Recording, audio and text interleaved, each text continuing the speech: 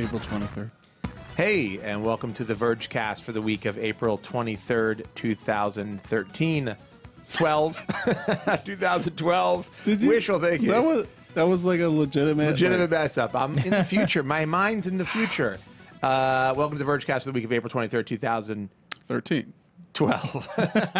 I'm Josh Topolsky. I'm Paul Miller. I'm Nilay Patel. And we're back. Yeah. And better than ever. And quick apology. I was late. Again, New York traffic. No cabs. Raining New York. Dude, as soon as it starts raining in this city, no cabs. all hell breaks loose. Also at 4 o'clock, no cabs on duty. All cabs, empty cabs, none of them on. None of them on duty. Yeah, I come from a city where cabs are plentiful. Okay, Almost all we've empty. heard all about Chicago's Extremely plentiful cheap. cabs. I'm just saying. Anyhow, this is the the Vergecast where we discuss the week in consumer technology, technology culture, and consumer culture, and culture. And also the Culture Club this week. I'm excited to talk about Chameleon. Boy George. Remix 2012. Karma Chameleon, as some people may refer to it. Yeah. We had a funny thing earlier where I won't go into it. Let's just say that Nilay wasn't sure how to pronounce chameleon.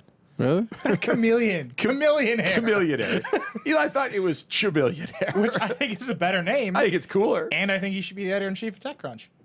Straight up. You think? Not explaining what I'm talking There was a about. moment where Nilay thought that chameleonaire might be the next editor-in-chief of TechCrunch. And I feel good about that. Anyhow, so big week, a lot to talk about. I mean, kind of an insane week. Yeah. You know, I know we say this all the time. No, folks. a lot of news. No, this is a crazy week for news. I just want this mic to be right. How can I every week? It's kind of like you're fighting a robot with It's- that thing. Look, you have a cool articulated arm. And Yeah, if- you know, if you can't appreciate the articulated arm, I'll trade you. I think I actually- wanted an articulated arm for so long. I actually would. Whoa. Yeah, look at that. Look at that. Look at all I the would prefer flexibility. Yeah. Look at those. Ow! It's got Really? a pad I on would it. prefer. Why would that hurt That- you? No, it got That stuck level? in here. Oh, your figure. Yeah, it is- I thought you were like No, the there's this- mic hit you in the chest and you were like, "Ah." No, I did kind of scream like a girl though. Yes, you did. Kind of like a girl, more like a boy who just hit puberty. Yeah. Oh, it sounded just like that, didn't it? This thing almost killed More me, shrill. dude. Not cool, Creighton. By the way, Sean, a lot of people requesting a camera on the Yeah. control room. Double cray. A lot of people requesting it. The Black Widow. A lot of requests. Thank you. Black Widow? The Do you black. not know about this? I don't know what that means. So I've been calling Creighton Cray Cray for a while. And then I got lazy and chat the other day and called him Cray X2. And then I Googled the Cray X2. And that's like a computer. And the code name of the Cray X2 supercomputer is the Black Widow. So I've been calling Creighton the Black Widow for a while. That's right. now. The Cray X2 Yeah. would inject venomous poison into its It did murder all of its users for some reason. users. Do you want to talk about Google Drive? Or just Yeah, I start did. talking I want to talk about news? Google Drive. Somebody's gonna make a soundboard out of that scream. It's pitched like on piano. It'll be like 90 squares that are all the screen. Let's talk about Google Drive. Google Drive. The well-leaked Google Drive. It finally was announced this week. Yeah. Well, we knew it was coming. Was We heard it was leaked or coming. it was so weird. I feel like I've been hearing about Google Drive for like 4 years. It hasn't been that long. There was like Google Drive talk for the last couple of months, maybe a month or so. No, I would say no, it started no. like a year or two ago. They're going to do it, and then they never did it. And then over the past few months, Google employees have obviously been testing it. Yeah. And it's been I don't showing remember. up. I don't remember hearing about it a year ago. Yeah. Yeah, it's been. People have been talking about that they would somehow have storage. There was like forever ago, Not Google gonna- developed a way to like have a virtual disk on your computer that was connected to the web. I mean, Google's Right. been messing around with this stuff forever. You mean like Dropbox? So, No, it's different. well, it's kind Like of a network? You mean like a network drive, It's different. but to the cloud? They're like emulate. They cloud They're like drive, a Google emulating Drive, drives. if I you don't know will. the technical terms. They're emulating a drive. I just want Somehow. to say, Paul actually, when I came in, was holding an ice pack to his face. He just went to the dentist. Oh, can I get a drink of some type? I'll have a beer, I guess. It's delicious. But When Paul I'm Paul drinking. had just come back from the dentist, and so he may be He's he may be high. cloudy from Novocaine. Yeah. So anyway, Sort of. it's a big extension of Docs, Really? So Yeah, they built it on top of Google They Docs. replaced Docs. They've replaced Docs. Docs doesn't exist anymore. You get 5 gigs of free storage. You can upgrade very, very cheaply to 25 gigs for like $250 a month. By the way, interesting note about this. So on launch day, they changed their tiers of storage, because you could buy storage for Gmail and I guess other services. You could buy it in tiers of like $20 was 80 gigs for a year, was $20, and then it went up to a couple different tiers. So right as Google Drive launched, we were looking at the tiers, and Chris was like, "Oh, cool! My 80 gigs that I bought for Gmail is now included in my drive, right?" Right. And I went and upgraded my account from whatever standard Gmail storage was to 80 gigs. It's now up to 10.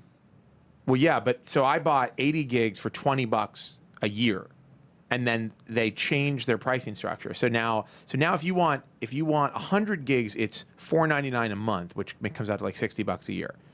So I got a pretty sweet deal. Good job. That's what I'm trying to say. Nicely done. By accident, not on purpose. But yeah, so it's $249, $250 a month for 25 gigs, $5 a month for 100 gigs. 100 gigs for $5 a month, which is crazy. Which, like I said, is $60 a year. and a which is terabyte for 50, which is a terabyte for 50 a month. yeah. Glass is chipped. It's fine. I'll just drink it the other side. That's fine. There we It's a go. simple solution. Thank you for killing my. This is definitely going to spill on my computer. All right.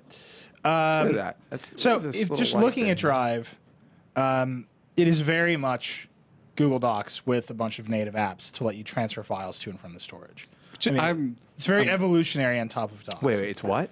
I mean, it's a very Google Docs evolutionary with apps. experience to Google Docs. So right? so yes. I mean, the interface on the web is almost identical. The web interface is identical, except obviously you have access to files. But the other thing that they've done is basically Dropbox, where you have a folder on your computer now, and it syncs your drive, your Google Drive, to your hard drive. Right. Here's the thing, and it works fine, works great, just like Dropbox. I'd say it's identical to Dropbox, pretty much. In the way that you would imagine it working. And there's other services, Box and SkyDrive, do very similar stuff. But so Google Docs are in a format that's just for Google Docs. Yeah. And so when I'm dealing with like a text file on my computer, whether I sync it, if it's synced to the cloud, it's a text file. If it's on my computer, it's a text file. So that works the same way in Drive. But if it's a doc you're working on, obviously there's no Google desktop app for editing their documents. This is like a very strange part of this. Well, but it is weird because all your files appear that you've been working on, your spreadsheets and whatever, and it doesn't like interpret. It's not like, oh, you can open this in Excel, or you can open this in a Word. You can open this as a Word document. There's no native editor. There's no native editor. They have an offline mode, so you can only edit them on the web, and they have an offline mode that basically is a Chrome extension, and then you can like edit them in offline. Never seems to work for me. In your browser, right? It's not. It's not great. But so the problem is, like, what Google really needs is an offline encapsulated docs editor. So why don't they just do that? I don't know. It's and they have it for Android, right? Like if you use the Android Drive app, you can start editing the docs. It's not great. Well, it's an app. Yeah. Yeah, it's okay. So I mean, it's just very odd that like they took Docs, they expanded it into Drive, and it's kind of like, okay, that's cool. And then you start talking about what they're going to do with it next. They're saying they're going to build it into Chrome OS so that all of the local storage on Chrome OS is Drive. You can imagine they'll do the same thing with Android. That seems good to me. I mean, kind of, but you need to have some local storage. But I will say this. Since I've been using things like RDO and Spotify, I've stopped like loading music onto my device. I let them sync some offline stuff, obviously. Like RDO, I sync a bunch of stuff offline, but I'm still not like doing that thing where I'm connecting playing with files. Right. And this is an extension of that, and I think that's great. And I think that, I'm all for it, and it's fine. It's a competitor to these other services. Microsoft does it. Apple has iCloud, which kind of does it. I mean, it does it for your media, essentially. Well, Ellis did this huge bake-off of all the services. Ellis did this amazing piece, and William Savona worked on it with him. He did some of the infographics, some of those like little sort of doesn't have. And if you haven't seen it yet, we did a major comparison between pretty much all of the. So many that I have never even heard of. I know there's some in there that I'm like, what is wild this? ones. Like Mosey Stash. Mosey Stash. What's the one that's Supposed to be the Spider Oak. What's the other one? AVG Livekive. Yeah, I'm sure it is. Sure. Livekive. What's the one that's? Voila, Can we get this up on the screen? Is a live kive as opposed to an okay, archive? here we go. Can you scroll down a little bit? Ooh. Scroll down to the comparison. Now this is really beautiful. You guys can see this. Click on head to head on the table of contents there. Head to head on the table of contents. There you go. So check this out. So what is the one that I thought was interesting? Oh, it's. I mean, I've not heard of Cubby is great. It's like Cubby is who does Cubby? I don't know, man. Use the table of contents to go to Cubby. Nope, not gonna do it. Look, Cubsters. Log me in. Log me in. Log me in has a I had no idea. Cubby, anyhow, or Kubi, depending on who you talk. I will say that the Microsoft people have been up in arms about how awesome SkyDrive is. In basically every post on our site. We put up a post about like video games. We're like, have you tried SkyDrive? I'll say this about SkyDrive. Sorry, I'm looking at this. Am I showing too much? Too much area. Chest hair. Yeah. I'm button up. I don't want people to get turned on during this podcast, as I know they will. Microsoft people have infiltrated the live stream chat. But have they? Yeah. Cool. By the way, they think SkyDrive is awesome. No, SkyDrive is great. Actually, SkyDrive is a solid service. And I actually have the there's a OneNote app. Yeah. For Android, which works really well. I mean, I think SkyDrive is far really ahead nice. of what.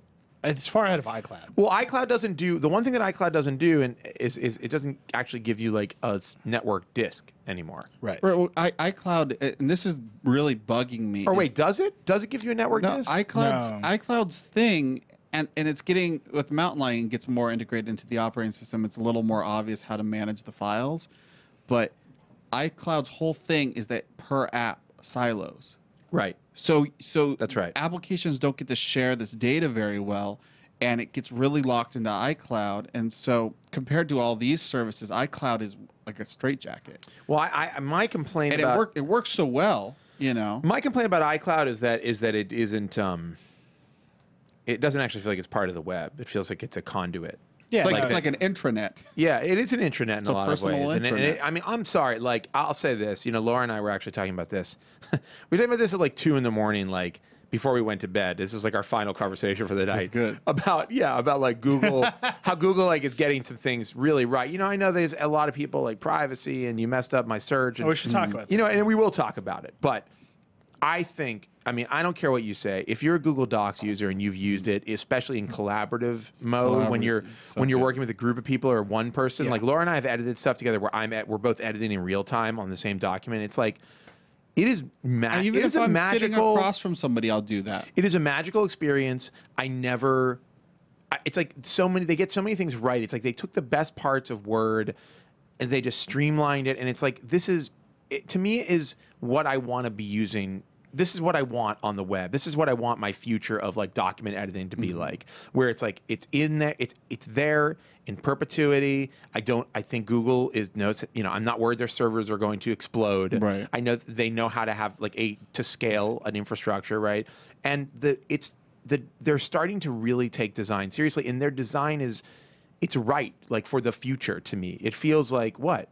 I think their design. The forced upgrade to the new Gmail look. No, I think their design. I want to kill myself. No, there are some issues with that, but overall, my email productivity has dropped. I'm in inbox 250. You have to get used to change. Okay, I gotta get used to things that suck. I just think they're doing a lot of stuff right. I think their design is right. It's this flat. It's not. It's in the same way that I think Windows Phone design in the Metro interface. They're working on this like. You know, I don't want to say digitally authentic or whatever, but it feels like it is. It's native. Authentic. It feels native to what the current climate of like our lives is. Like it feels right to me. 72 degrees, baby. No, on the web. It looks terrible. No, it doesn't look terrible. I think it's right, and I think that the functionality is right. I think that Google Docs functionality is superb. I mean, incredible, in fact. And I think the fact that it's a service that is so well integrated, and especially now very integrated. My gripe is like I don't have there's no getting back to the desktop. Well, no, and that is all these people are going to tell you that you should just use SkyDrive and you should use Word. That's fine, but it doesn't work as well. I've used it and I don't like it as much. So they can. I mean, that's fine. Like you're totally fine to like that. Everybody's entitled to their opinion. I'm voicing my opinion, and I think Google's getting a bunch of stuff right, and I'm excited about it. The fact that you do want it on your desktop, I think, shows that web UI still have a ways to go. Well, but the web UI, the way you can manage files on the desktop, the way you can use multiple apps I agree, to use one if, file, I think that's very if Google important. made, I think it's super important. I think it's really important that you have one file, like a JPEG, that is openable and editable. That I'm having trouble with those words right now. I I'm agree. sorry. But Paul. Go on. Paul. Paul. Go ahead. I think it's really important that you have file format standards Yes. that are usable by a bunch of different editors. I agree. And I feel like .doc, I mean, love it or hate it, most people hate it. At least that was becoming a standard. I always thought Google Docs was going to get better at importing and be a better native editor. Google Docs, I mean, never really got there. They changed the UI. They did a UI refresh, but in terms of like features and actual like functionality, totally. So hold on. So let me just speak to this for a second. I think that the importing and exporting process is still bad. I agree. And what I think is actually really bad is, and maybe this will change now, but there needs to be a translatable version of those, right? Like I need to be able to take my Google Doc, which now resides on my hard drive. Literally, when you sync that folder, it takes your Google Docs and they live as a physical, Google byte said there's going to be an API for Drive. I'm sure there's going to be other editors. But what they need to do is find some translatable version, or like Word needs to open a Google Doc. But like that's going to be, you have to convince Microsoft to add that. If it's possible to format and say to Apple, like put in Pages, or, I mean, I would be satisfied if there was essentially like a Chrome instance that was like a wrapper that was like offloaded all of the code of Docs that lived on my hard drive. Right. And I could open the files there and then export them however I would export a normal file if I wanted to. Right. Just the way in Word, when I create a Word file, not every app can open a Word file. Most can, and now most browsers can. Well, not most browsers, but there are a lot of interpreters for it. So I think the problem there is like it's a one-way street with Google at this point, and that's frustrating. But I agree with you that JPEGs should exist for all file formats. Essentially, like we should have standardized file. File. I mean, there formats. are, but I mean, there's like RTF for. But the problem files. is that when you get something in, you can't edit a pure doc in Google Docs. It converts it to Google Docs format, and then you convert it. And it usually does it wrong. And then you convert it back out. And that is troublesome. But for me, I try to avoid. When we're working. We're working in Google Docs 9 times out of 10. We're just on the web purely working in Google Docs. The problem is when you start to translate. Well, what I would love is that you start taking some of the best elements of Google Docs are how easy they are to share. You just like add people to the document, and you can view them simultaneously, and you can comment the commenting, the real-time editing. And I think being able to pull that somehow, I don't know how, but pull that functionality down into regular apps. So now when you're editing your JPEG or you're viewing a PDF, like that Google Docs functionality is coming down to your regular apps on your desktop. Actually, it's funny you say that, but they haven't done a lot of graphic.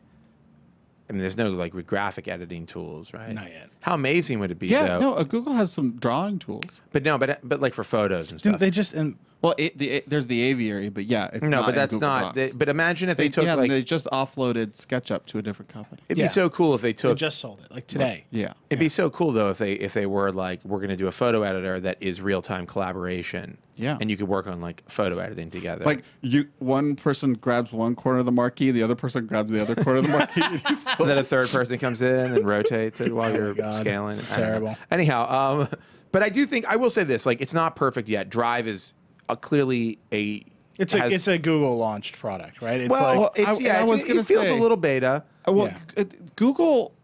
I mean, I think this is a great evolution for what they're doing. But Google has a real streak lately. Google Music, Google, obviously Buzz, Google Plus, where it seems like a lot of their products are direct copies, and they always put a Google spin on things. Yeah, and it's important, and it makes sense that they have all those things. But I think it's also important that Google has original innovation, and I like Project Glass, but they also need to be doing original things on the web. But they're also not doing things that they could be doing. And correct me if I'm wrong. And by the way, if I'm wrong, like tell me, because I haven't I haven't spent enough time playing around with all the variables. But Google Drive, so like when you import an MP3, like when you copy an MP3 to your Google Drive, there should be something where it automatically says, "Do you want this in your Google Music?" Yeah, no right. question. And you can't even stream the file from there. Like you think it would open up a Google Music player, like in your Drive window or something, and play the file, but it doesn't even do that. It downloads the file. And in fact, when you try to open an MP3, it's like error, can't open file, download file. Which is insane. Like I should be able to play that on the web. Nobody's done this as well as Drop.io. Dropbox does it. Drop.io. Drop.io though. Yeah, you could company stolen by Facebook. I know, and just a promise shut destroyed. Down.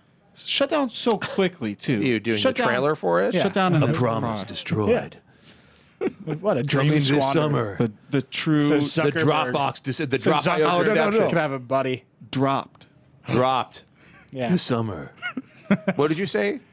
So Zuckerberg could have a buddy. No. What was your line that I just quoted? Reception or Wait. The thing about Drop.io, Deception. a deception, a promise unfulfilled. A dream squandered. A dream. Somebody must know. Anyhow, let's say, what did you say? A I dream have squandered? literally no idea what I just said. This summer, a dream squandered. I do want to address. Promise unfulfilled. A promise unfulfilled. Dropped. The story of Drop.io being purchased by Facebook.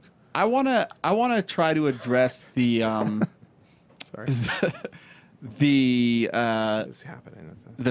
everybody is bringing up SkyDrive. Yeah. Obviously, there was a lot of controversy recently with the Lumia. I think that's a little different, but SkyDrive and Microsoft applications in general. A lot of people. I wrote something about syncing text. I mentioned Evernote. I mentioned a lot of products. I didn't even mention SkyDrive, and I use a Mac. And I use an iPhone. Get out of here. I use an iPad, and I made those choices based on what I like. Right. And I think my job as a technology writer is to be very aware of my choices, but also at the end of the day to make a choice of what I like. I wouldn't do this if I were you. And then I know what I'm. Welcome to my hell. I need to make a choice of what I like.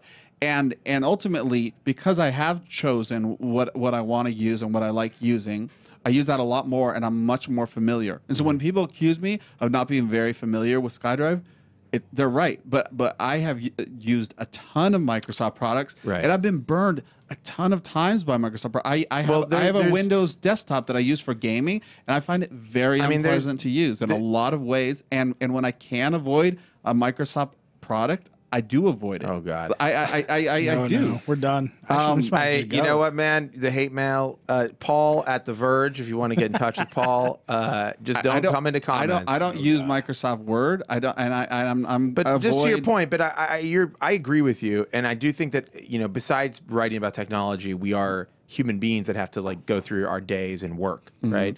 And so there isn't an opportunity, and I know that you have. Spend time with lots of other products. I built my own Windows. No, PC. they don't buy that. They don't want to hear that. The fanboys, if you say you build a PC, that doesn't mean anything to them. Right.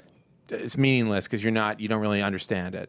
But the point is, you don't know what it means to build it. You build it, but you don't know what it means to build it. Okay. Yeah.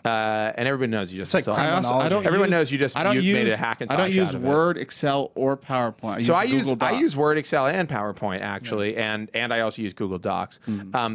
And lately, I've spent a lot more time with SkyDrive stuff and the online, their online documents. What do they call it? 365. Yeah. That's not the free version. Oh God. Is it? I can't remember. I can't get the names. If I say a word here, I'll get it wrong. So you're like, I'm just I'll just stay quiet on this one. Man. But the thing is, there's things you learn them, and then there's things you go. This is the thing I'm going to use. 365 is the free one. 365 is the free one. Yeah. And what's the one that costs money? 364. 366. No, but anyhow, honestly, I could go. God, no! They trolled me. You morons. They were trolling you. 365 is the Office one Web Apps is free. 365. Office Web Apps, whatever. I cannot believe you just did that. At any rate, I waited here. But to the point, I try to remain very aware of Microsoft products. And when I see one that will substantially improve my workflow or my quality of life, I will be so happy to use it. Why are you talking about Microsoft, by the way? Because of the SkyDrive stuff. But SkyDrive is a fine service. But here's the thing about SkyDrive: it's not a unique service, and there are many other services that do exactly the same thing, like Dropbox, which is basically platform agnostic. So, and SkyDrive actually has a lot of apps for a lot of different platforms. You know what? This is a preference thing. This is not. This is like you like using. It's like you have to make a choice at some point. Like this is the Galaxy Nexus. I made a choice about a phone. Like this is what I want to use for my phone. Wrong choice. I use a Mac. Actually, today I was saying that I think I may give Chrome OS and a Chromebook a try as like a daily driver for. I literally before I sat down to the podcast. You're gonna last. No. Did you see the new? Did you see the Is Aura? it up? Did we put it up yet? It should be up. We're doing a post. There's a new version of far Chrome OS that I am really excited about. The Aura update. The Aura update. It's Windows. It moves it's around fast. I'm really excited about it. Fast. But you're going to do the same things, but you can move windows around. Yeah, It does Windows 7 funny. snapping. It has the Windows 7 Windows snapping. It's like and an the Mac operating OS 10 Launchpad. It's like a placebo operating system. Yeah, I'm into it. Anyhow, it's one step away from. But getting back apps. on track, can we talk about? Can we finish the drive conversation? Sure. Well, we have two things. Well, but hold on, we are gonna get to that stuff. But anyhow, so I think the thing about drive is like, to me, what I'll say is, you said the music thing and plus it's a copy of somebody else's service, but I think I see Google building a complete ecosystem. And by the way, I agree with you on the having to be plugged into one ecosystem is kind of a pain in the ass. Like I don't want to have to choose. Like I want these things to be interoperable. What I'd love is like Google Docs and SkyDrive become interoperable. Like I can use SkyDrive for my offline for my syncing, but I'm putting my Google Docs into them. Yeah, like that would be great. Like you much prefer Excel for spreadsheets. No, that's the thing. But Excel has more. No, when you need to really do a spreadsheet, you need to use Excel. Of course. And we get I get stuff sent to me all the time that it's like, it's a Word. You can't open it in Google Docs because the formatting will get messed up. So you have to use Word. And I'd love to be able to. If there was interplay, but none of these people want interplay. Right. What they want is to lock you in, and it's so important for me to flow between services. Right, and what I'm looking for ultimately is like the lock-in that will be least restrictive to me. And I think that at this point that's Google. The least restrictive lock-in. Well, yeah, because it's like if let's put it this way, if I said, guys, I'm switching to SkyDrive and Microsoft's cloud services, none of the people I work with, I'd have to get them all to switch to. Which is not going to happen. So you're saying, and I'd have to get the company that we're a part of, Vox, to switch, and it would just be this like systemic thing where I'm not going to do that. So you're also saying, I don't see the benefit at this point. You're saying, given the fact that anybody making a big ecosystem is going to try to lock you That's into what they it, want. Yes. You're going to just have to pick the better of two evils, the lesser of the evils, or 20 evils. The lesser of the evils, and to me, the lesser of the evil is. Right now feels like Google, though they still have trends. They still have those problems where I can't open a Google Doc in something else. But what I was saying is I think they're getting a picture of a full ecosystem, and I see it working. Like I get it. Like the music thing, the way what they've done with the Play Store, I feel like there's something very kind of unique about what they're doing. Now they're selling the Nexus on the Play Store, so they've got like you can buy this unlocked phone. It plays pretty well with all their services. Like they actually have done the job of integrating their services now, where it doesn't feel like they're all these disparate pieces. It's not just like search and all this other stuff that we do as a hobby. It's now like these are all connected. But what's weird is they don't connect things like you put an MP3 in here. Right. Do you want to open it and play, or like does it automatically like appear in play music or whatever? Hopefully that will come. It's really clear that Google has. When did this happen? I guess during the redesign. What was the service? I guess during Google Plus, when Google Plus was coming out, Google made a total company-wide commitment to integrate everything. Right, and they do some things really, really smart that I love. Like for instance. When I take a picture on the phone, and I know that this Microsoft does this too with Windows Phone, but it takes the picture, automatically uploads the file to Plus to a private, folder. It's basically your Picasa folders now, which I don't know why they're. I don't know why they're. That's another thing. Picasa Apple does that too, and then you can't share it. You just get it onto your iPad. Right? Right. But the difference here is you can but then share you can tweet it. No, but the difference here is you can share it and you can download the file. And my hope is that at some point it'll give me a folder in my Google Drive that's like, here's it your should definitely do that. yeah, here's your saved here's your they've saved said as pictures much. from Picasso, right? And then the same thing with my music. It would say, here's your music. This is the stuff, not necessarily synced, but here's the stuff you have on the server. Maybe it would designate which files are synced and which aren't, or whatever. You know, because if they're not all going to be in the same folder. I mean, that's you get out into this anyhow. But like I was complaining the other day on Twitter, when I'm in Gmail. What I should be able to do is I should be able to say, open my Picasso folder. They're going to do that too. They said they're going to do that. Right. Like I want to make an attachment or open my drive and let me see what files are in there and let me attach them to this thing to send to somebody. Be like opening a file browser. Exactly. And that integration is going to be kind of amazing. And it would, if it was already synced, you wouldn't even have to upload the attachment. No, that's what I'm saying. And if I had already synced my photos as I do already, when I want to share a picture to like my mother, like I took a picture of something on my phone, it's really easy. I'm in my gallery, I select it, the Gmail icon, send an email. Well, right? and then it's a link. I mean, I love the way Sparrow integrates with Dropbox, and you drag something onto Sparrow, and then it uploads it to Dropbox. But then the person doesn't receive a file attachment; they receive a link to download the item, works. and it's really nice. People don't like getting a file attachment. Well, inside of their email. attachments are problematic on a number of levels, but they're also faster. I mean, when you get somebody sends me a picture and it's an attachment, I can look at the picture in my email as I get it. So which here's is better than having to go to the link. Here's what I want. I want to take my workflow and I want to put that notes folder in Google Drive, and I want to be able to open Markdown files in Google Docs, and then be able to collaboratively edit Markdown files and put comments, and then still be able to open that file in IA Writer whenever I want to. I'm so confused right now. It's the dream. It's the dream. You are the nerdiest writer. The dream is alive. You just want to write in Markdown with everybody. Okay. I want to write in Markdown. All right, next topic. Let me just wrap up the Google Drive stuff. I want star to write in Markdown. I think Paul just made like an inside joke. Possibly the world's first Markdown joke. I think you just made a joke that's only for you, right? Well, there's a lot of people use nerds. Markdown. John Gruber invented Markdown. I know. Anyway, so and then the world was never the same. The other piece with Drive that was really big this week, and I think going to be very important for all of us, in general, was people started comparing. Well, Google has all your information; they're collecting even more information. They're going to get you. Let's look at their terms of service, compare them to all the other services. So we did a big piece. We looked at them all. I talked to Google. I think the more we rely on services like Drive, Google Drive, Dropbox, SkyDrive, iCloud, the scarier it gets. Yeah. Right? Because as soon as you start interacting with these big companies, they start basically forcing you into contracts. Right. And you don't really have any choice. By the way, really quickly, I wrote my post column about Google Drive, kind of like a little walkthrough, a little review. Yeah. And I don't know if I haven't seen it in the printed version, but I know at least on the web I made a reference to me writing Twilight fan fiction about the privacy thing. I was like, I'm pretty sure Google doesn't care about the Twilight fan fiction I write, but other people may not be as comfortable putting their files. And it's just in the post now? I hope it's in the paper. It's good. Be a great achievement. It would be. Yeah. On a number of levels. Yeah. But anyhow, I'm excited about that. So go on. Well, it's weird. Is Now Google owns it, and they're publishing it on Google Books. They are. They can do whatever they want with my files. It's yours. It's theirs. Well, no. So when you give files to these companies, when you upload them to the service, you have to give Microsoft rights to copy that file to all of its SkyDrive servers. Right. So it can cache. I'm fine with that, right? Totally fine, right? Because I don't care if it's copied somewhere.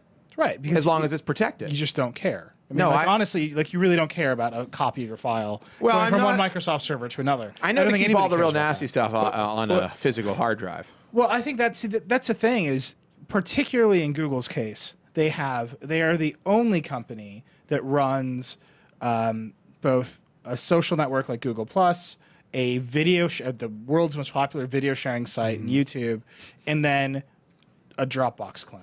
And they're trying to shove all this stuff under one terms of service, which means they have to basically put what you upload to Drive is covered by the same contract as what you put on YouTube. But isn't that and your goals with those two things are very different. But part of what they do, I mean, aren't they trying to? Because don't they want to lessen the friction of because they do convert your videos to basically like a YouTube file. If you upload an M4V, it'll convert it to like a streamable YouTube file. Well, no, that's like technological. No, I get this that. Is like but my guess is that it's probably one more click, and I don't know because I haven't I haven't done it. Look, maybe that's their integration. It's one more click to put it on YouTube. Maybe I'm saying that's like on the technical. Just the way side with of Google things. Plus, when I But, upload my photos, they're private, but it's one click to share them.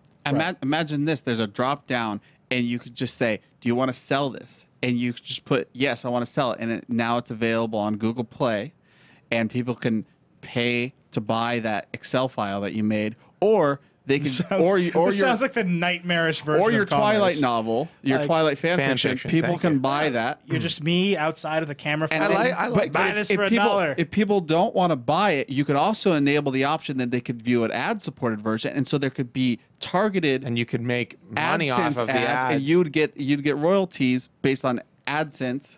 You're a sick man. The AdSense ads would be like, "Do I you mean, I want to get read it. real Twilight? Yeah. I get Exactly. it, but that's right. Experience Twilight. Does this suck real bad?"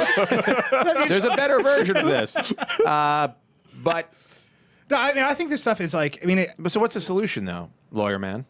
well, I think Google's solution, I think they have to roll back this huge, I mean, they did this big unification where they said all of our services are going to use one privacy policy, one terms of service. I don't think that works. I think there's a real tension between how different- between them saying when you upload a content to a Google service, we reserve the right to use it for promotional use, right?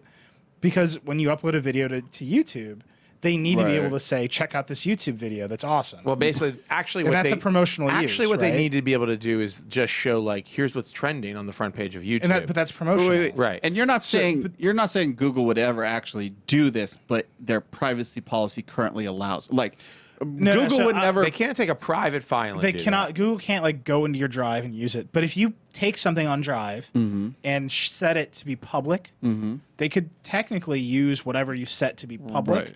as like, check out these files that are shared on Drive right now. Right. Which you don't want to do. I mean, that because the nature of your use of Drive is private. Well, the nature of your use with public, you YouTube is meant- probably public. public to you meant you wanted to share it to 10 people. Right. Right. It There's didn't mean on YouTube when you put something public and you're hoping 1 million people see it. Right. And those two things, those two services, they're not the same. Very interesting. So having there the is- same document cover them both, There is a like, real. is tense. There is a real. Still just want to sell things. Just sell things. Just push the button. No, it's a good point. I Though. take a picture No, of my but shoe. there is a You real can view it for distinction. $1. There is a real distinction between. If you want to see it with a filter on it, it's $1.50. I think the The problem. Instagram tax. I think the problem is like there needs Instatax. there needs to be a Instatax. distinction between sharing and making something like readily available to the public. You right. know, like and there isn't that distinction. You know, and all the other services have the same problem, but they don't. You know, Apple doesn't run YouTube, so iCloud's terms of service are actually like scarier in many ways. Right. Because Apple reserves the right to monitor all the files in the service and just delete anything that is objectionable. Right, so without Apple- ever deciding or Apple saying what actually objectionable is. says like, I'm just going to give you a scenario. You tell me if this could happen. Sure. Okay, I upload. I'm going to be really careful about the scenario. I give yeah, you don't want to 'Cause go I- too far, but you don't want to. I don't want to not go far enough. Right. I tough. upload a photo, What a nude photo. Totally nude. All right, I got one Of yourself? I got one. My mother emailed me a picture of me when I was a baby, naked in the tub. I'm riffing here, okay? Because people take. See, pictures. I was really hoping you wouldn't go towards. I'm going towards here, but I'm just. What about how I'm about just- instructions to Take a photo to of a baby in the tub. to like cook a drug? What? I don't know. Like Oh to- yeah, your version's way better. instructions. Look, to, here's how to make a meth baby. Okay, what if you upload instructions on how to sew a perfect replica of a Nazi uniform? That is ridiculous. I don't know. I'm just why you trying to do find the most outrageous. that. Let me just read. I the think my sentence to you. version's pretty good, right? So like, how do Can I just read this to yes, you? please do. Apple reserves the right at all times to determine both whether parts in there. content is appropriate Yeah. and in compliance with this agreement, and may pre-screen, move, refuse, modify, and/or remove content at any time without prior notice and in its sole Yeah, discretion. sorry. I mean, that is crazy. That is crazy. Like anything they want, if such content is found to be in violation of the agreement or is otherwise objectionable. now, if they remove They it from can just iCloud, do whatever they want. If they remove it from iCloud, is it still on your local device? Yes. Yes. I don't know. Yes. It is. I think. I mean, when you do iCloud, because on iCloud iPad, doesn't. it doesn't. Here's what store it. happens. It's so funny. Here's what happens. They remove it from iCloud, and then your next time it syncs, your devices sync the file back, and then iCloud's like, wait a second, Endless. and they delete it, and it just goes on and on forever. Yeah. Into the future. I don't think Apple's going to run. I think that the lawyers write this stuff and they They're try not to give going to themselves as remove. much. They're not going to remove the photo of me nude. Look, if you cooking, have a picture cooking crystal meth in a bathtub with a baby wearing a Nazi uniform. I mean, just the upper half of the Nazi uniform. Because that's what I want. That's what's on my drive. The iCloud test. The iCloud test. Nude baby, crystal meth, Nazi uniform. Entitled "Check It Out, Schiller." .jpg. Look, signal to noise ratio on iCloud just got too high. Schiller had to delete my file. Personally, yeah, Phil Schiller's up at night, betting, like browsing. Nope, do not approve. Delete that. I use a phone to I think my favorite is data Move. center. Of all the rights they give themselves, I think Move is my favorite one. Phil Schiller's folder. Like, can I just copy that? That's not that's a work item. That's not personal. Yeah. What is this? This is not a book. It's just a PDF. It's like an essay at best. A novella, perhaps. I'm creating a new folder. Novellas. Hope this person learned their lesson. I didn't stop laughing. Yeah, you hurting your mouth? Sorry. Anyhow, the point is, here's the deal.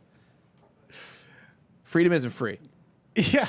Freedom costs $250 a month Apple- for 10 gigs. No. Apple is so ridiculously You're just paying for your own prison. draconian and just doesn't understand the internet. It's charming. It's just ridiculous. Yeah. They're so good at so many things. They just don't get it. I mean, I was doing the roundup of all the ones, and it's funny that people are worried about Google sharing the information, selling the ads, and it's like Apple is definitely the one who's going to screw you the hardest. I don't think so.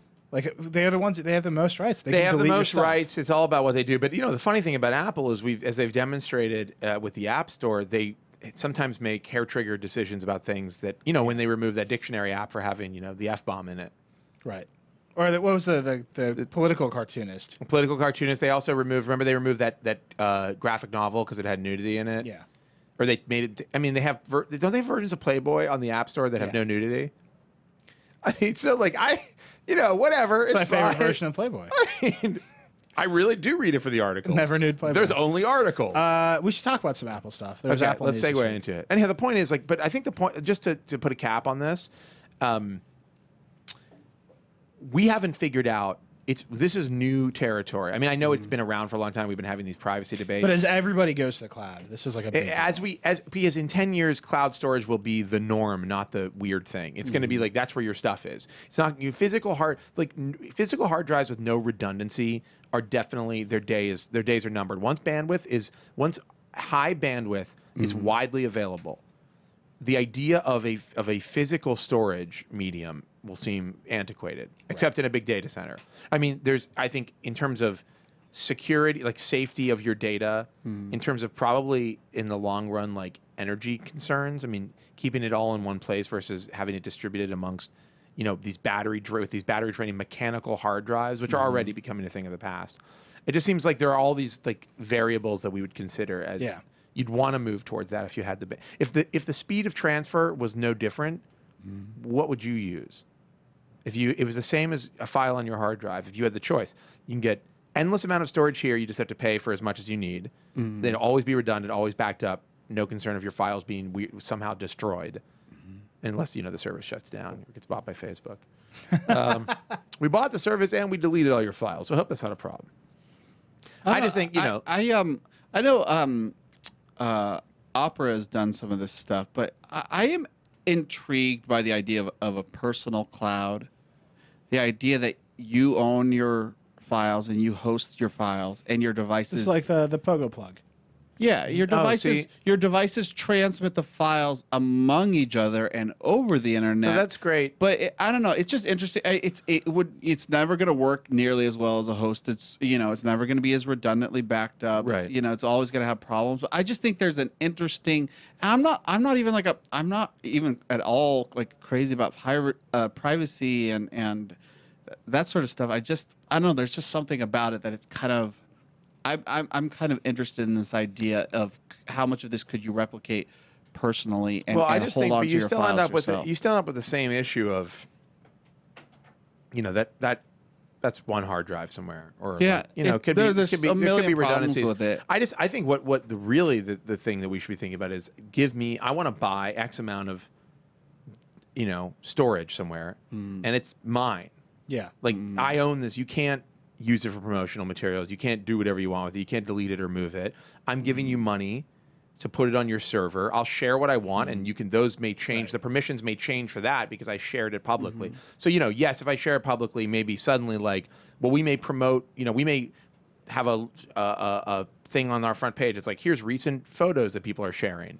Because that's what you did with it. You shared it, right? And you made a publicly accessible link. So that's a different story. But the things that are there that are private should be no, you can't do anything with But it. I'm saying, I Right. think that is that's the tension when you have one policy that covers YouTube there should be and covers there should be Drive. specific policies for that. I drive. think they're gonna have to I, get I there. I agree. finally started reading You Are Not a Gadget. I've been meaning to read it for a long Do time. you have our copy? No, my sister gave me a copy. Are you sure? I feel like Laura offered to give me a copy. Well, I was looking for our copy and I couldn't find it. but I had a think I only copy have for one so copy, long, and my anyway. sister Is it gave our it to copy? me for my It's birthday. not your So. copy. But I'll look into that. Right. But he talked. He talked. Cheers to you, it's- Mr. It's a Shane. horrible writer, and I'm really pissed at him for that. But Just putting that out he, there. Man invented virtual reality. You're just gonna call him a horrible writer. he has some interesting ideas, and this idea well. that I love the idea that when you take a vast amount of stored information and you take a crowd, you can start to gather really interesting things from that. And a lot of how good Google Translate is, for instance, is based on these, just because there's so much text out there that has been translated, you can cross-reference them and stuff. But there is also probably a point where you don't want to be an anonymous, even if you are perfectly anonymous and private, you don't want to be just a part of a large cloud of data. You don't to be You're not a interpreted by a gadget. machine. You don't want to be a You're not a gadget gadget. or a Well, part of a file system. you You want should- to you be should have- you should- individual and personal. You should sometimes.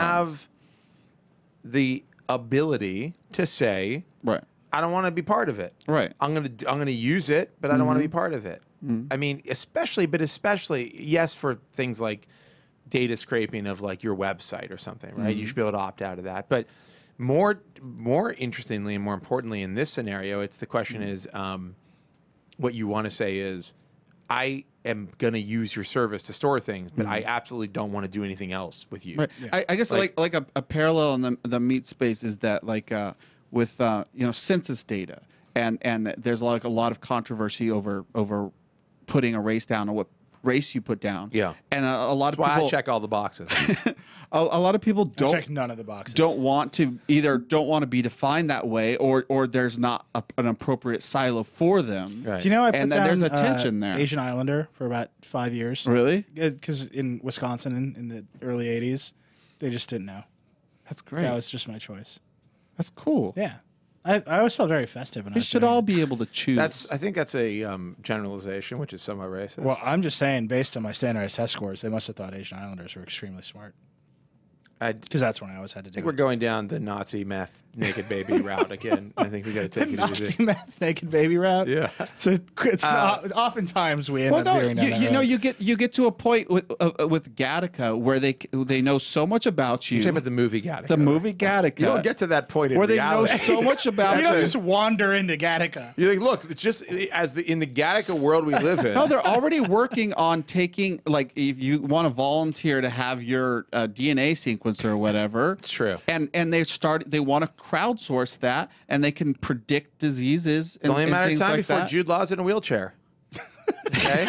Exactly. And- Overacting his heart out. He's good at that. Doing his Come on. best, man. Anyhow, who's the star of Gattaca? Ethan Hawke. No, Jude Law's like I thought it wasn't Ethan Hawke. Yeah, Ethan and Hawke Uma is Thurman. Uma Thurman. Great film. Okay, we should move on because Yeah. we talked about Drive for I think about 45 minutes We did. straight, and I'm bored of it. Mm-hmm. And I know you are. I know you guys out there on the internet. So we have bored. just a tiny little bit Let's of Apple move on news. together as a group. What do you say? Do you want to talk about Apple now, or They do you want said to talk yes, about? thank you. Or do you Yes. want to talk about James Cameron mining asteroids? Hold on a second. There's something we're not thinking of. We need to talk about the Galaxy Nexus. Nothing worth talking about there. Screw it. Paul and I skipped that. Okay. Actually, Uh, they're selling it now. You can buy one. let's take a vote. Again.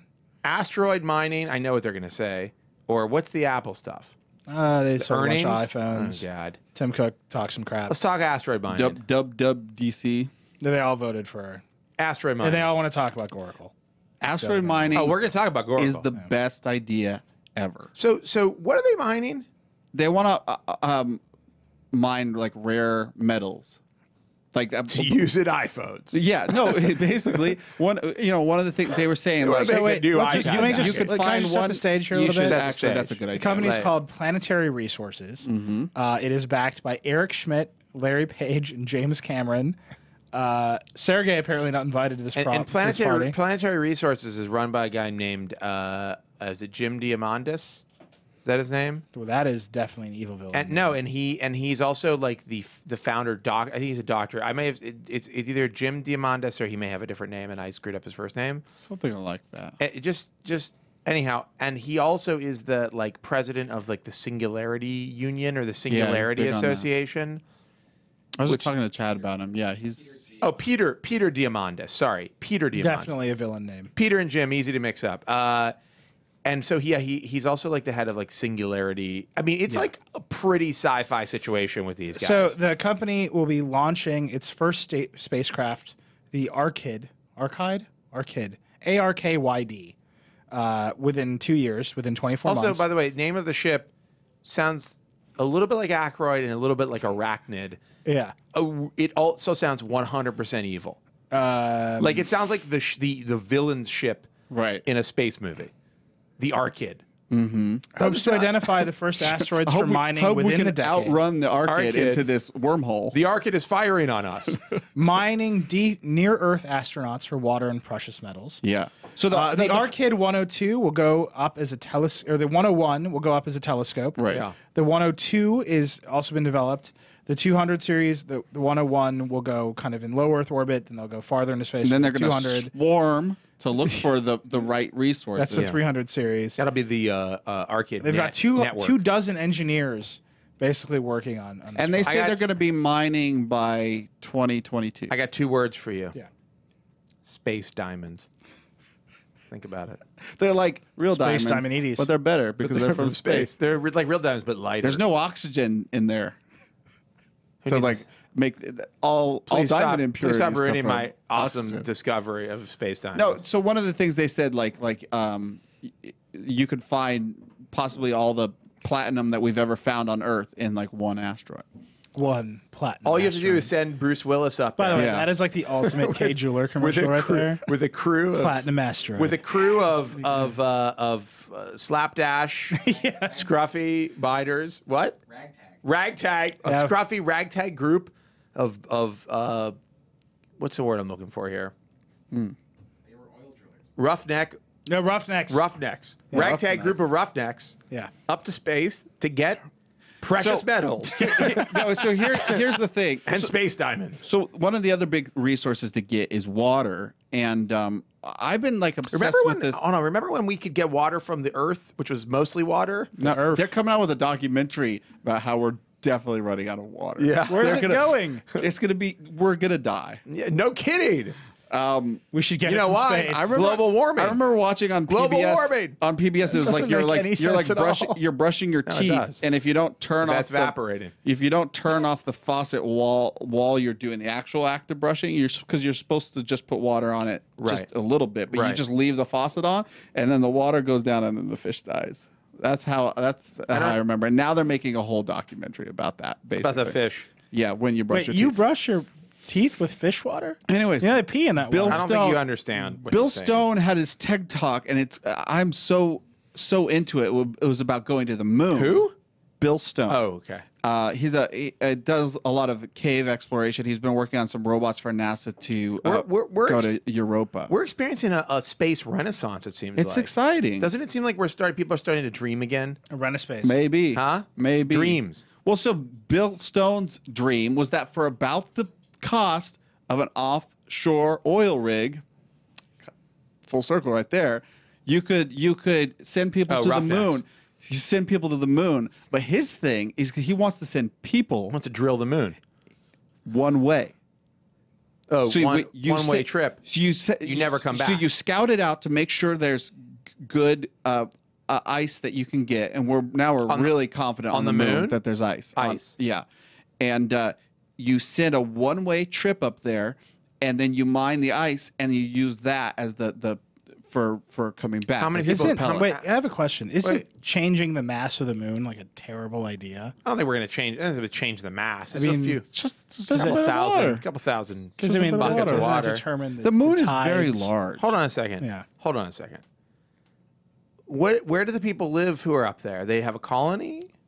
Well, yeah. I mean, how many people do you send? It's like you're living in like RVs. I don't know. You said like 5 people. Do you envision 5 people? I don't know. I just made that up. Do you envision procreation on the moon? I haven't gotten that far. By the way, the chat now. Tides would get a little smaller. Big deal. Yeah.